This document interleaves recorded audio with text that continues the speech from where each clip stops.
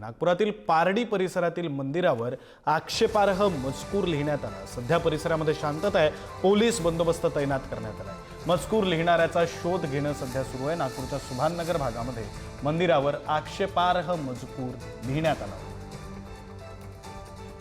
या संदर्भातले सुद्धा अधिकचे तपशील आपले प्रतिनिधी जितेंद्र शिंगाडे आपल्याला देतील। जितेंद्र, विक्रांत, नागपूरच्या पारडी परिसरामध्ये हे हनुमान मंदिर आहे। सुभाननगर परिसर येतो तो खास करून, आणि त्या हनुमान मंदिराच्या भिंतीवर आक्षेपार्ह विधान लिहिण्यात आलेलं आहे। ज्यानंतर परिसरातील नागरिक गोळा झाले आणि हे कोणी लिहिलं आणि नागरिक गोळाच होत गेले आणि लिहिणाऱ्यावर कारवाई करण्याची मागणी करण्यात आली। ज्यानंतर पोलिसांना घटनेची माहिती देण्यात आली। ज्यानंतर मोठ्या प्रमाणात पोलिसांचा फौजफाटा जो आहे तो घटनास्थळी पोहोचलेला आहे आणि हा खोडसाळपणा कोणी केलेला आहे, आक्षेपार्ह विधान लिहून परिसरात तणावाची परिस्थिती निर्माण करण्यासाठी कोण जबाबदार आहे याचाही पोलीस तपास करत आहेत। त्याचबरोबर रात्रभर मोठा पोलिसांचा फौजफाटा तिथे सुरक्षेसाठी तैनात करण्यात आलेला आहे।